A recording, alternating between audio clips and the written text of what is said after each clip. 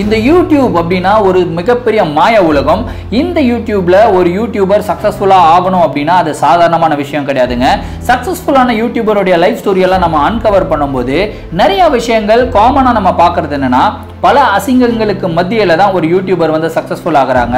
ஆனா ஒரு சில பேர் எப்படி தெரியுங்களா, நீங்க இந்த சமூகத்துக்கே லாயக் இல்ல, அன்ஃபிட் அப்படின்னு சொல்லி அவங்களுடைய சொந்தக்காரங்கள்ல இருந்து அவங்களுடைய ஃப்ரெண்ட்ஸ்ல இருந்து எல்லாருமே அவங்களை ஒதுக்கி வச்சிருப்பாங்க. ஒதுக்கி வச்சு அவங்களுக்கு இன்ஃபீரியாரிட்டி காம்ப்ளெக்ஸ் வந்து ஜெனரேட் ஆகி அந்த இன்ஃபீரியாரிட்டி காம்ப்ளெக்ஸ்ல வந்து நான் உங்க முன்னாடி வாழ்ந்து காட்டுறேன்டா அப்படின்னு சொல்லி ஒரு வைராகியத்தோட இன்னைக்கு ஒரு மிகப்பெரிய யூடியூபரா உருமாறி இருப்பாங்க. இன்னைக்கு அப்படிப்பட்ட ஒரு இன்ஸ்பிரேஷனான ஒரு யூடியூபருடைய லைஃப் ஸ்டோரியை தான் நம்ம பார்க்க போறோம். அவருடைய வாய்ஸை கேட்டோம்னாவே ஒரு மேஜிக்கல் டச் அப்படின்னு சொல்லலாம். அவருடைய இன்ட்ரோவே நம்ம வந்து கொடுக்க முயற்சி பண்ணுவோமா? ஹலோ வியூவர்ஸ், நான் உங்க வரதராஜா, நீங்க பார்த்துக்கிட்டு இருக்கிறது விஸ்டம் வைப்ஸ். வாங்க வீடியோக்குள்ள போலாம்.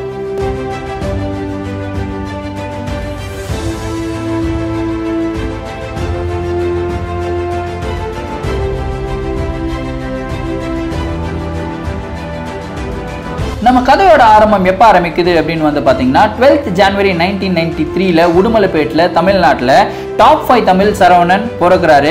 இவர் பிறக்கிறது ரொம்ப ஏழ்மையான குடும்பம். பிறக்கும் போதே ஒரு மிகப்பெரிய பிரச்சனை என்னன்னா, அவங்க அம்மாவும் அப்பாவும் ஏதோ ஒரு ஃபேமிலி இஷ்யூனால பிரிஞ்சிடுறாங்க. பிரிஞ்ச ஒரு காரணத்தினால இவர் வாழ்க்கை முழுவதும் அவங்க அம்மாவும் அவங்க பாட்டி கூட மட்டுமே தான் வளர்றாரு. இவரை ஒரு தனித்தாயாரா அவங்க ஒரு மிகப்பெரிய யூடியூபரா, ஒரு மிகப்பெரிய பர்சனாலிட்டியா, அதை விட ஒரு நல்ல மனிதனா வளர்த்துருக்காங்க. அதுக்கே அவங்களுக்கு ஒரு மிகப்பெரிய ஹேட்ஸ் ஆஃப் அப்படின்னு வந்து சொல்லலாம். ஸோ கிராமத்தில் வளர்ற பையன் இல்லையா, கண்டிப்பாக சேட்டை பயங்கரமாக பண்ணுவார்ல. அந்த மாதிரி ரொம்ப சேட்டை பண்ண ஒரு காரணத்தினால 3 வயசுலேயே இவர் தூக்கிட்டு போயிட்டு கவர்மெண்ட் ஸ்கூல் ஃபர்ஸ்ட் ஸ்டாண்டர்டில் வந்து சேர்த்து விட்டுடுறாங்க. ஆனால் ஃபர்ஸ்ட் ஸ்டாண்டர்டில் டைரெக்டாக சேர்த்த உடனே இவருக்கு வந்து ஏபிசிடியும் தெரியாது, தமிழில் எந்த ஒரு வார்த்தையும் தெரியாது. அங்கே நடத்துகிற பாடம் வந்து சுத்தமாக மண்டைக்கே ஏறல. சின்ன வயசுலேருந்தே படிக்க முடியாத ஒரு குழந்தையா தான் இவர் வந்து வளர்ந்துருக்காரு. கிட்டத்தட்ட 6வது வரைக்குமே இவருக்கு படிப்புனா என்ன அப்படின்னு தெரியாம தான் வளர்ந்துருக்காரு. 6வதுல ஃபெயிலும் ஆயிடுறாரு, திரும்பியும் 6வது படிக்கிறாரு. அப்படி போயிட்டு இருந்த சரவணனுடைய வாழ்க்கையில இன்ஃபீரியாரிட்டி காம்ப்ளெக்ஸ் அப்படின்றது சின்ன வயசுலேருந்தே வர ஆரம்பிச்சிடுச்சு. ஏன்னா மற்ற பசங்களுக்கு மத்தியில் வந்து என்னால் மார்க் வாங்க முடியல, மற்ற பசங்க எல்லாமே பெரிய பசங்களா இருக்காங்க, புரிஞ்சு படிக்கிறாங்க, ஆனா எனக்கு இந்த படிப்பு அப்படின்ற ஒரு விஷயம் சுத்தமா புரியல அப்படின்னு நினைச்சு கவலைப்பட்டுக்கிட்டு இருக்கும்போது 8வது அப்படின்றது இவருடைய வாழ்க்கையில ரொம்ப முக்கியமான ஸ்டாண்டர்டா வந்து சொன்னாரு. ஏன்னா 8வதுல வந்து பாத்தீங்கன்னா இவருக்கு அப்பதான் படிப்பு அப்படின்னா என்னன்னு புரிய ஆரம்பிச்சது. இவருடைய இன்ட்ரெஸ்ட் எல்லாமே இந்த ஸ்பேஸ், மில்கி வே, கேலக்ஸி இந்த மாதிரி விஷயத்துலலாம் ரொம்ப ரொம்ப இன்ட்ரெஸ்ட் ஜாஸ்தி. ஸோ சோஷியல் சயின்ஸ் கிளாஸ் வந்து நடக்குதுங்க. சோஷியல் சயின்ஸ் கிளாஸ்ல வந்து மில்கி வேவை பத்தி டீச்சர் வந்து எக்ஸ்பிளைன் பண்ணிட்டு இருக்காங்க. அதுக்கு நடுவில் யாருக்குமே இல்லாத ஒரு டவுட் சரவணனுக்கு உண்டாகுது. அந்த டவுட் என்னன்னா, அவருக்கு வந்து சொல்லியிருக்காரு, இந்த மாதிரி ஒரு சன், ஒரு ஸ்டார் அப்படின்னு நீங்க சொன்னீங்க. இவ்வளவு பெரிய பிரபஞ்சத்துல சன் வந்து ஒரு சின்ன பார்ட் தான். ஒரு சன்னை சுத்தி கிட்டத்தட்ட 9 பிளானட்ஸ் வந்து சுத்திட்டு இருக்கு. ஆனா இதே மாதிரி ஸ்டார் உலகத்துல இந்த பிரபஞ்சத்துல நிறைய இருக்கும் அப்படின்றது என்னுடைய டவுட்டா இருக்கு. இருக்கா இல்லையா? அப்படி இருந்ததுன்னா அதை சுத்தியும் கூட எர்த் மாதிரி நிறைய பிளானட் சுத்திக்கிட்டு இருக்கும்ல மேடம் அப்படின்னு சொல்லி டீச்சர் கிட்ட டவுட் கேட்ட உடனே டீச்சர் அப்படியே பயங்கர ஷாக் ஆயிடுறாங்க. அவருடைய வாழ்க்கையில முதல்ல கிடைச்ச கைத்தட்டை அதுதான் அப்படின்னு வந்து சொல்றாரு. அதுக்கப்புறம் 10வது முடிச்சிடுறாரு. 10வதுல வந்து ஒரு 300 மார்க்குக்கு மேல எடுக்கிறாரு. அதுக்கப்புறம் வந்து பாத்தீங்கன்னா 11வது கோயம்புத்தூருக்கு போறாரு. கோயம்புத்தூர்ல வந்து சொந்தக்காரங்களுடைய வீட்டுல இருந்து தான் படிக்க ஆரம்பிக்கிறாரு. அதுக்கப்புறம் வந்து பாத்தீங்கன்னா அங்க ரொம்ப அன்ஈஸியா ஃபீல் பண்ண ஒரு காரணத்தினால 11வது திரும்பி முடிச்சதுக்கு அப்புறம் 12வதுக்கு இவருடைய ஊருக்கே வந்துடுறாரு. கவர்மெண்ட் ஸ்கூல்ல வந்து திரும்பி 12வது படிக்க ஆரம்பிக்கிறாரு. ஆனா இந்த வாட்டி கவர்மெண்ட் ஸ்கூல்ல வந்து படிக்கும்போது அந்த ஸ்கூல்லயே பெஸ்ட் ஸ்டூடெண்டா இவர் தான் இருக்கிறாருப்பா. 12வதுல வந்து பாத்தீங்கன்னா 751 மார்க் எடுக்கிறாரு. ஆனா அந்த 751 மார்க் வந்து இவர் தான் ஹையஸ்ட் மார்க்னு சொல்றாங்க. ஏன்னா அதோட வந்து இவரோட ரொம்ப டவுனான பசங்க தான் அங்க படிச்சுக்கிட்டு இருந்திருக்காங்க. சரி, ஒரு இல்லையா 751 மார்க் எடுத்துட்டோம். இவங்களுடைய ஃபேமிலியில் என்னன்னா, எப்படியாவது பையனை வந்து நல்லா படிக்க வச்சு ஒரு மிகப்பெரிய இடத்துக்கு வந்து கூட்டு போயிடணும், இந்த பையன் வந்து நம்மளுடைய குடும்பத்தையே பயங்கரமா காப்பாற்றும் அப்படின்ற ஒரு நம்பிக்கை இருந்தது. ஸோ அதனால இவருக்கு என்ன சொல்றாங்கன்னா, இனி வந்து இன்ஜினியரிங் சேர்ந்து படிப்பா அப்படின்னு சொல்லிடுறாங்க. இன்ஜினியரிங்ல ஃபீஸ் எல்லாம் ரொம்ப ஜாஸ்தியா இருந்தாலும் பிரச்சனை கிடையாது, ஃபீஸ் எல்லாமே நாங்க பாத்துக்கிறோம், கடனை உடனே வாங்கியாவது உங்களுக்கு வந்து படிக்க வைக்கிறோம், நீ எப்படியாவது வந்து படிச்சு முன்னேறு அப்படின்னு சொல்லிடுறாங்க. ஸோ இன்ஜினியரிங்கில் வந்து பார்த்தீங்கன்னா நிறைய காலேஜஸ் எல்லாமே சர்ச் பண்ணுறாங்க. இன்ஃபேக்ட் வந்து பார்த்தீங்கன்னா விஜய் சார் ஒரு படத்தில் ஒரு காலேஜோட நிலைமையை காட்டியிருப்பார் இல்லையா, அதே மாதிரி ஒரு சுச்சுவேஷன் இவருடைய லைஃப்பில் நடக்குதுங்க. காலேஜ் வந்து பயங்கர பிரம்மாண்டமாக காட்டிட்டாங்க. ஆனால் அந்த இடத்துல போய் பார்த்தா தான் தெரியுது, மரத்தடிக்கு கீழே உட்கார வச்சு படிப்பு சொல்லி கொடுக்குற மாதிரி தான் இருந்திருக்கு. வேற வழி இல்லாமல் காசும் கட்டிட்டோமே அப்படின்ற ஒரு கட்டாயத்தின் காரணமாக சரவணன் அந்த காலேஜில் படிக்க ஆரம்பிக்கிறாரு. அதுக்கப்புறம் அந்த காலேஜில் வந்த எல்லா பசங்களுமே நல்லா படித்த பசங்க, கேரளாலேருந்து நிறையா பசங்க வந்திருந்தாங்க, பொண்ணுங்க வந்திருந்தாங்க. எல்லாருமே அதிகமான மார்க்ஸ், சூப்பரா இங்கிலீஷ் பேசுறாங்க. இவருக்கு இருக்கிற மிகப்பெரிய பிரச்சனை இங்கிலீஷ் பேசுறது தான்ப்பா. காலேஜ்ல ஃபர்ஸ்ட் நாள் வந்து உட்கார வச்சுட்டு ஒரு முக்கியமான ஒரு டாஸ்க் கொடுக்குறாங்க. எல்லாரும் இங்கிலீஷ்ல வந்து அவங்களுடைய பேரை சொல்லி அவங்கள பத்தி டிஸ்கிரைப் பண்ணுங்க அப்படின்னு சொன்ன உடனே இவருக்கு அப்படியே பல்பெல்லாம் ஃபியூஸ் ஆகி போகுது.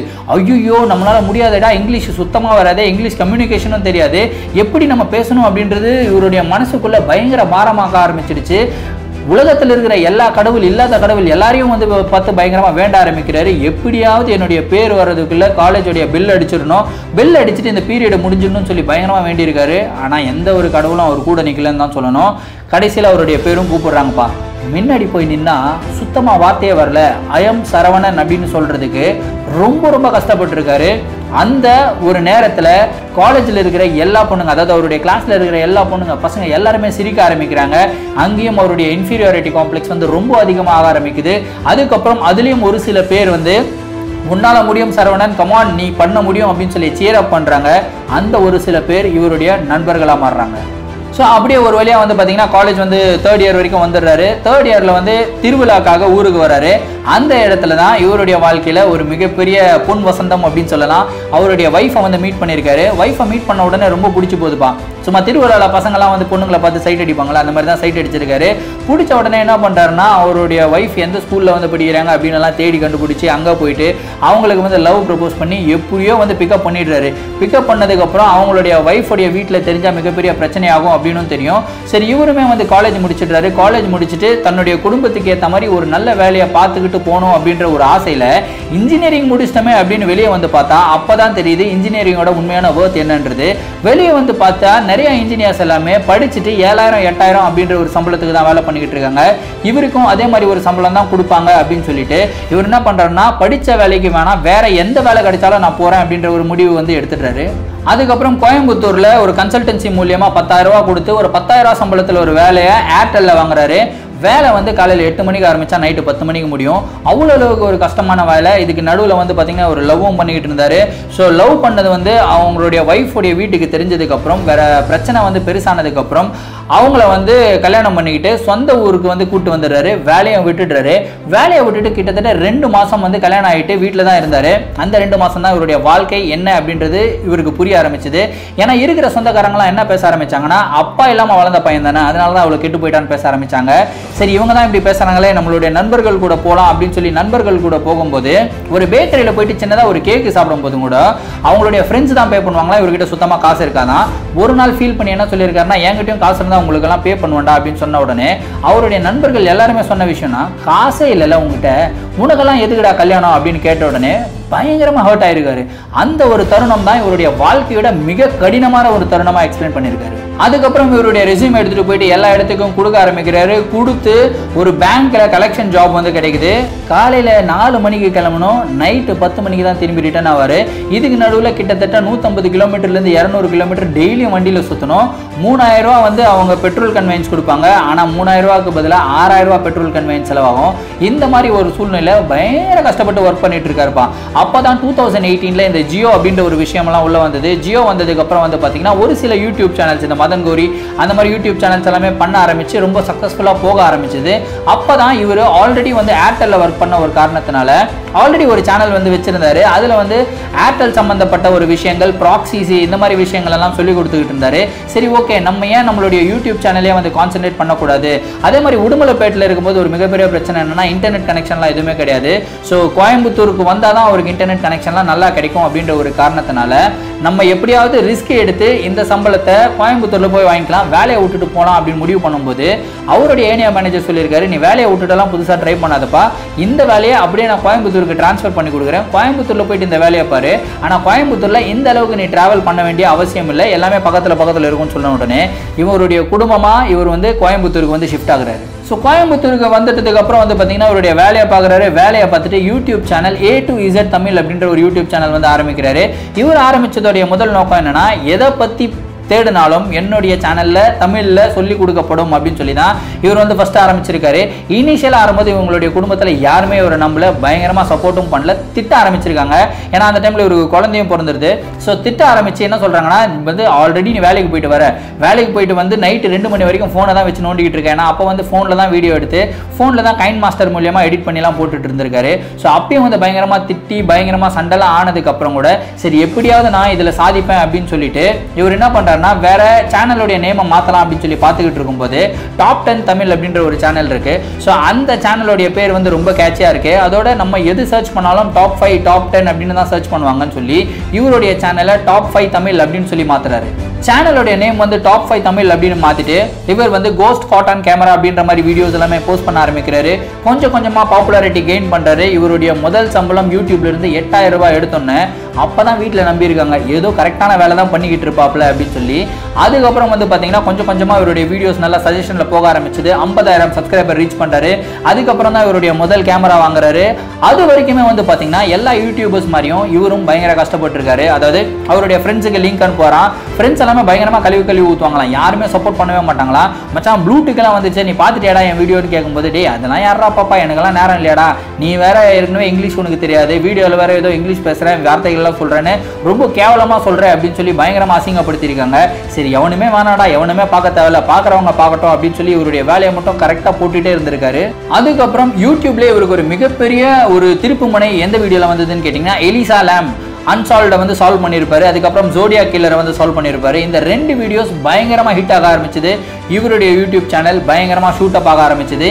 இன்னைக்கு அதே நண்பர்கள் கூட வெளியே போயிருக்காரு. எந்த நண்பர்கள் தெரியுமா பேக்கரியில் இருந்தாங்களே அதே நண்பர்கள் கூட வெளியே போகும்போது இவரை பார்த்து ஒரு அம்மாவும் ஒரு பொண்ணும் வந்து நீங்க டாப் 5 தமிழ் சரவணன் தானே அப்படின்னு சொல்லி செல்ஃபி எடுக்கும்போது இவருக்கு அந்த இடத்துல அப்படியே பயங்கர பெருமையா இருந்ததுங்க. ஆனா ஒரே ஒரு விஷயம் மட்டும் இந்த மக்கள் கிட்ட கேட்கணும்னு நினைக்கிறேன். நம்மளுடைய ஊர்ல இங்கிலீஷ் பேசினாதான் ஒரு பெரிய ஆளு அப்படின்ற மாதிரி ஒரு மித்து வச்சிருக்காங்க தெரியுமா. இந்த மித்தை மட்டும் தயவு செய்து மாத்திக்கோங்க. ஏன்னா ஒருத்தருடைய வேலையை பொறுத்து ஒருத்தருடைய வளர்ந்த சிச்சுவேஷனை பொறுத்து தான் அவங்க இங்கிலீஷ் பேசுறது. நம்ம தமிழ்நாட்டில் தான் இருக்கோம். தமிழ் பேச தெரிஞ்சாவே போதும் நம்ம வந்து பொழைச்சிக்கலாம். நம்ம வந்து வேர்ல்டு ஃபுல்லாக சுத்த போனாதான் நம்மளுக்கு இங்கிலீஷ் அப்படின்ற ஒரு விஷயம் வந்து தேவைப்படும். ஸோ இந்த மாதிரி ஒரு நிலைமையில இங்கிலீஷ் பேச தெரியல அப்படின்னு சொல்லிட்டு அசிங்கப்படுத்தாம மற்றவர்களோட குறையா பார்க்காம அவங்க எந்த விஷயத்துல டேலண்டடா இருக்காங்க அப்படின்றத பார்த்துட்டு அவங்கள தட்டி கொடுத்தாலே போதும் நிறைய பேர் இன்னமும் நிறைய சாதிக்கலாம். ஸோ டாப் 5 சரவணனுடைய லைஃப்ல இருந்து நான் எந்த விஷயத்தை கத்துக்கிறேன்னு கேட்டீங்கன்னா எத்தனை அசிங்கங்கள் எத்தனை அவமானங்கள் எத்தனை பார்த்தாலும் அவருடைய குறிக்கோள் ஒன்னே ஒண்ணுதான்.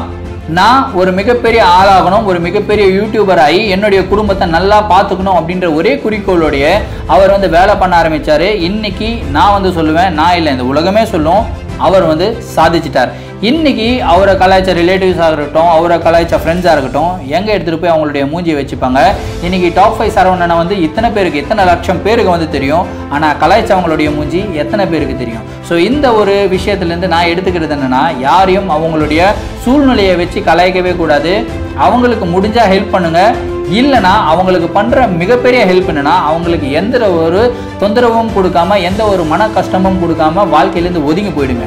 இதுதான் மக்கள் கிட்ட நான் கேட்டுக்கிற ஒரே ஒரு ரிக்வெஸ்ட். ஸோ இந்த வீடியோ உங்களுக்கு ரொம்ப மோட்டிவேஷனலாக இருந்திருக்கும் அப்படின்றத நம்புறேன். இந்த வீடியோ உங்களுக்கு பிடிச்சிருந்ததுன்னா உங்களுடைய ஃப்ரெண்ட்ஸ் அண்ட் ஃபேமிலி மெம்பர்ஸ்க்கு ஷேர் பண்ணி விட்டுடுங்க. மீண்டும் அடுத்த வீடியோவில் சந்திக்கும் வரை நான் உங்கள் வரதராஜா சைனிங் ஆஃப். தேங்க்யூ. பாய்.